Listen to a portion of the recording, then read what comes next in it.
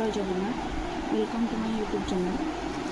तो मुझे गोटे जीके रो सीरीज यूट्यूब रे स्टार्ट करुँची रिविजन पे सो दैट मुझे एग्जाम जीवी जो रिविजनटा बहुत कम टाइम हम से जीके गोटे सीरीज कर यूट्यूब करुँची कि मैंने सबकि पढ़ी था कि एग्जाम हॉल को गला बेले आम सब डाटा कलेक्टिवली नहीं जापारूँ से मोर सब रिविजन करूँ से रिविजन सीरीज गोटे स्टार्ट करुँची जीके यूट्यूब रे। ओके सो आज आम पढ़ा फॉर्मेशन ऑफ आईएनसी रो फुल फॉर्म होची Indian National Congress. Indian National Congress तार फाउंडर थिले एबी ह्यूम जहाँ फुल ना हूँ आलन ऑक्टेवियन ह्यूम। यहाँ फाउंड होता 28 डिसेम्बर 1885 डेट तो ये इम्पोर्टेंट नुह तथापि मन रखिदेवा 28 डिसेम्बर 1885। अच्छा तो इंडियन नेशनल कांग्रेस जोटा तार फर्स्ट नेम थिला इंडियन नेशनल यूनियन जोटा कि सजेस्ट करते एबी ह्यूम। यहाँ कौन यहाँ हूँ गोटे एसोसिएशन जोटा कि ब्रिटिश गवर्नमेंट तैयारी करथिला जोटा कि गवर्नमेंट सहित ही एफिलिएटेड रहिबो एवं एटा गोटे प्लेटफॉर्म थिला जे इंडिया रो पब्लिक मानकर जो ओपिनियनटा सेटा जानिया पई गोटे प्लेटफॉर्म बा एसोसिएशन थिला।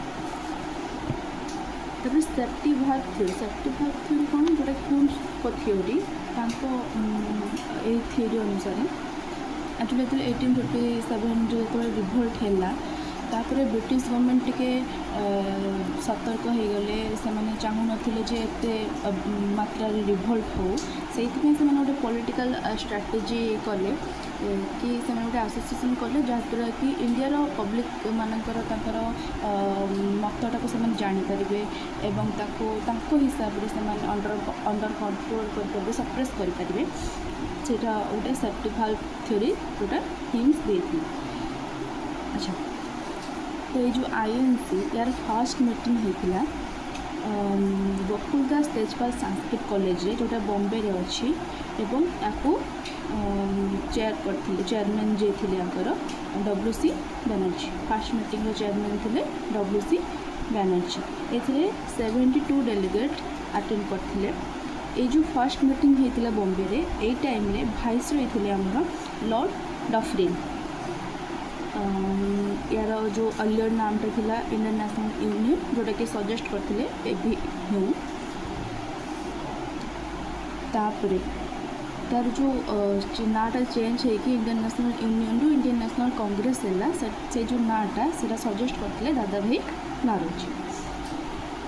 ये जो कांग्रेस टर्मटा इंडियन नेशनल कांग्रेस जो कांग्रेस टर्मटा सेटा नॉर्थ अमेरिकार हिस्ट्री रू आसी। ओके तो एबे किछटा इम्पोर्टेंट प्रोमिनेंट लीडर मानकर आईएनसी लीडर मान ना जानबा।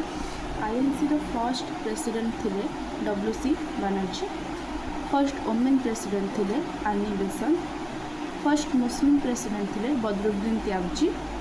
First president of independent India माने इंडिया इंडिपेंडेंट हैला परे आईएनसी रो प्रेसिडेंट थिले JB कृपलानी। फर्स्ट इंग्लिश बा फर्स्ट ब्रिटिश प्रेसिडेंट थिले जॉर्ज यू।